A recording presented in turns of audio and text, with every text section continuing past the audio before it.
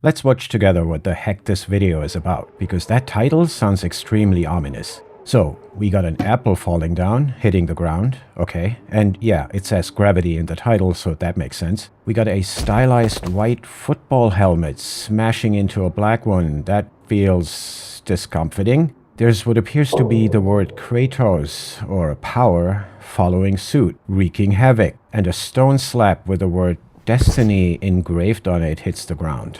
That's at least ominous. But okay, I mean, this is a political channel, so yeah, at least this one makes sense. Plus, again, it says gravity in the title, so falling objects make sense too, I guess. In fact, gravity helps us make sense of what we just saw, at least the physical part. Meaning, because we understand gravity, we understand what just happened. So, thanks Isaac, good job. And because back in college I wanted to learn more about his famous laws. After all, they're still with us today, so I started reading his book. Well, one of his books. That one. And while some things made sense and some didn't, as you would expect, I vividly remember the deep-seated feeling that something was off here. For instance, when I read this, we are here concerned with mathematics, and therefore putting aside any debates concerning physics.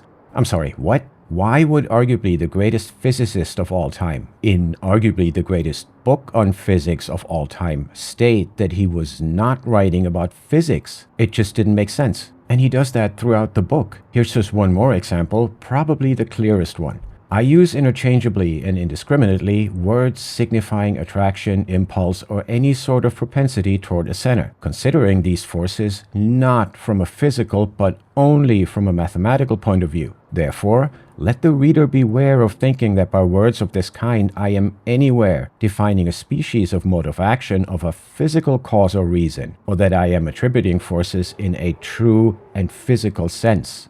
Dude. But I heeded that warning while being fully aware of the fact that words of this kind include, of course, that word, this one. So I just had to wonder, is Newton really saying that gravity too is not to be interpreted in a physical sense? That it is not out there in the real world causing what we experience every single day, including what we've just experienced here? And when I looked into it, well, I wasn't really shocked anymore, but yes, he did. And not only that, he was actually scolding people who didn't heed his words, the words we just read. He scolded his own friends for that. Here's what he wrote to one of them, Richard Bentley, a fellow scholar. You sometimes speak of gravity as essential and inherent to matter, meaning actually out there. Pray do not ascribe that notion to me. And I can totally relive the confusion in Bentley's mind when he read this, like, what is going on here? The problem was that he was also a huge fan and promoter of Newton's theory, and when he kept referring to gravity as an empirical real-world phenomenon, Newton took a deep breath. Then he took a pen and wrote him another letter of the same content, but with a distinctly sharper tint to it. That gravity should be innate, inherent, and essential to matter is to me so great an absurdity that I believe no man who has in philosophical matters a competent faculty of thinking can ever fall into it. Keep in mind, these are esteemed 17th century English academics, so we've basically just witnessed a brawl at Chuck E. Cheese. Nonetheless, the bottom line was, and is, this. For Newton, gravity is in our heads, not out there in the world. He strictly separates these two spheres. He applies the former to the latter, concepts developed in his head to the world outside of it, of course. But he doesn't mesh those two realms. He is fully aware of the fact that his mathematical constructs, including gravity, have empirical applications, not empirical counterparts. And they don't need to. They just have to be useful, and gravity undoubtedly is. And many scientists after Newton agreed with him. The toolbox of physics comprises inventions and, as Einstein put it, free creations, not empirical discoveries. That toolbox is applied to the empirical world. It's not part of it. Just like a hammer doesn't look like the nail it's being applied to, which is probably a good thing. And like I said, Newton's not really an outlier here, but what does set him apart, as we just saw, is that he called people out for disregarding that point, for projecting the contents in their heads onto the world without realizing it, and then going on to interpret those very contents as extra-mental physical phenomena, meaning, in effect, not realizing their own products as their own products and mistakenly taking them for things in the world. And with that, we've arrived at the boogeyman this video is about. All of it, including the really, really bad stuff. I mean, you saw the title. So the mistake Newton was targeting but didn't have a word for yet is this: reification, from the Latin word res, R-E-S, meaning thing. In plain English, reification is the apprehension of the products of human activity as if they were something other than human products. And yes, that can refer to physical things being reified, like someone jumping at their own shadow, or a path worn into the grass by human footsteps that can later look like part of the landscape. But like in the gravity example, the much more consequential and dangerous version of reification happens in the mental sphere. The error of inappropriately treating an abstract term as if it were a concrete one, meaning referring to concrete empirical reality. Of course, gravity is far from the only example in that regard. Another famous thinker railing against that would be Karl Marx, with his criticism of our understanding of the market as a quasi-natural phenomenon instead of the contrived and man-made thing it is. But the point at which we start getting from the bad places to the really dark ones is when a reified concept isn't projected into some random object like a comet or an apple, but into human heads.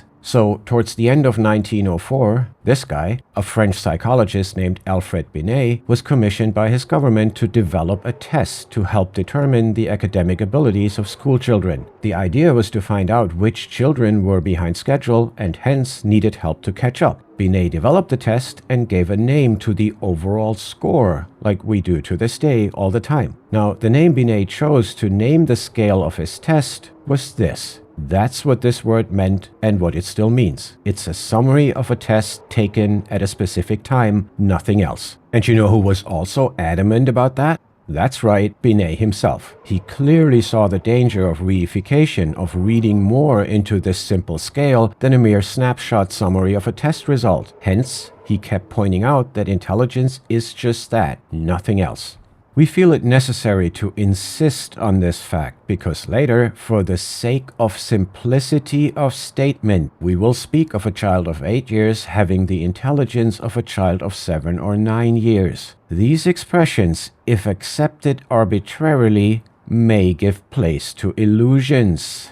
Yeah, no joke. Intelligence, the name of the scale, is inherent to the test results, not the people who took that test. And I mean, no disrespect to anybody, but if the danger of reification is lurking in the academic palace that is physics, what are the chances of any other field getting spared here, including psychology? And so, kind of predictably, the pattern repeated. The term intelligence, which methodologically speaking is on the same level as an average that sums up a set of numbers, that term got reified and projected into the heads that had produced the test results. So the reference that should have been test results became human beings. And pretty soon, psychologists got called out for it, for taking the word intelligence as a name, which consequently had to be the name of something. It couldn't just be the derivative to the test results. Hell no. It had to have a reference somewhere out there in the real world. Guess where?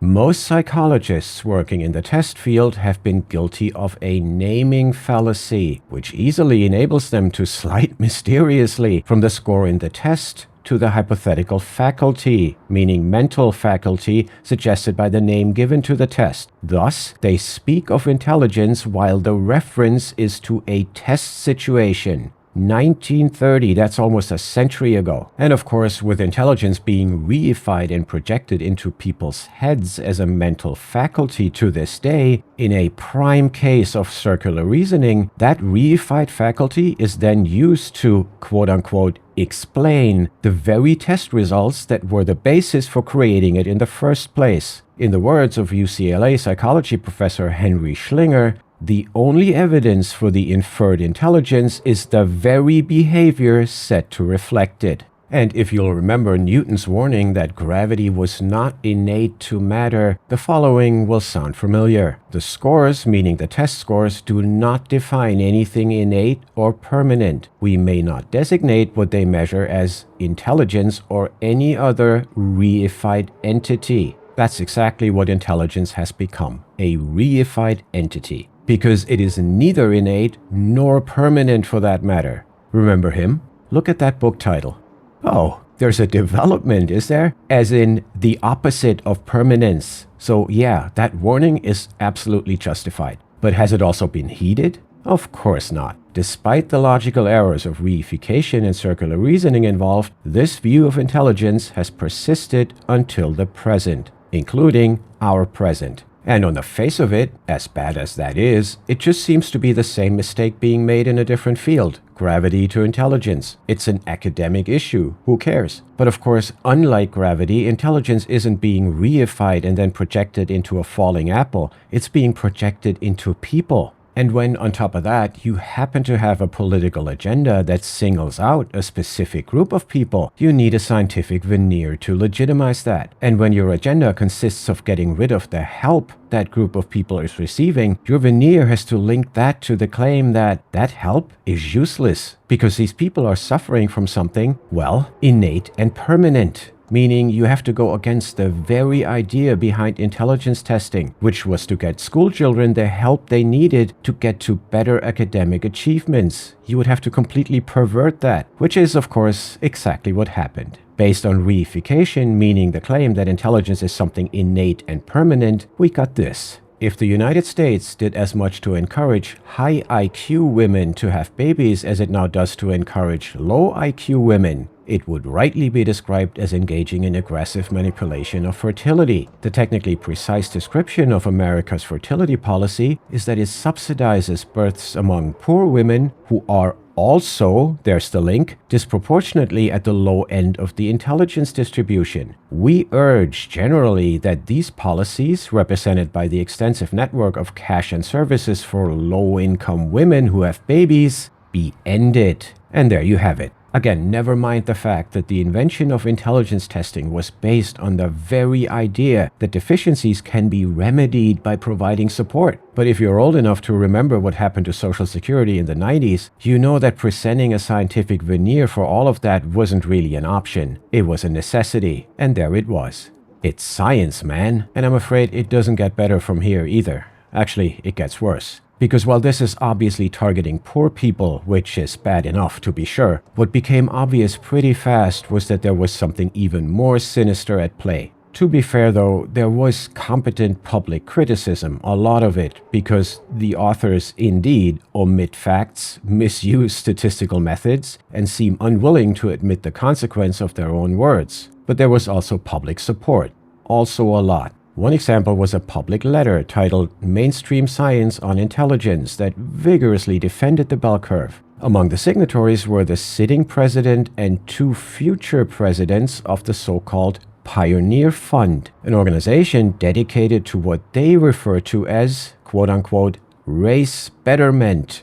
That's not discomforting at all. And what that showcased was that the reified concept of intelligence wasn't just tied to the issue of socioeconomic status, but skin color, which, by way of an example, brings us to the end and low point of this sad chapter, which happens to play out in the NFL. I'm sure that's a coincidence. Now, I am far from being a football expert. Like most sophisticated people, I am a lifelong soccer fan. But even I understand that football, unlike, say, basketball or soccer, is not a contact sport, but a collision sport. And one of the sad and well-known consequences of that is a slew of players who suffer from severe head and brain injuries for the rest of their lives. And like many former employees, a lot of NFL veterans demanded compensation for the damages linked to their former job. And in order to substantiate their claims, they had to take, well, intelligence tests to prove cognitive deficiencies. And when I tell you that the NFL denied many claims made by former African-American players specifically, you can probably guess where this is going, what the rationale behind those denials was, or should I say, the scientific veneer in front of them. Let's hear it from the NFL themselves, because in connection with a class action lawsuit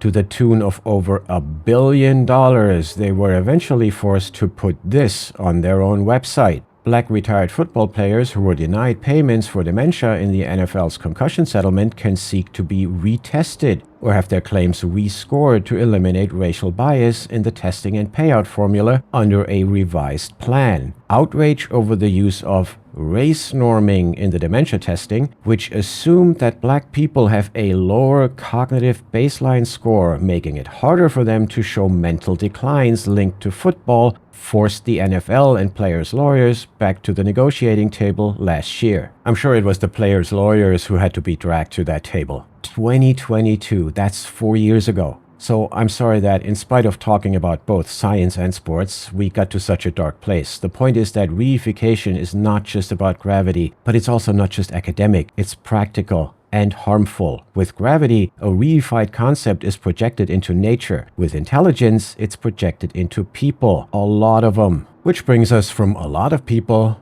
to all of us.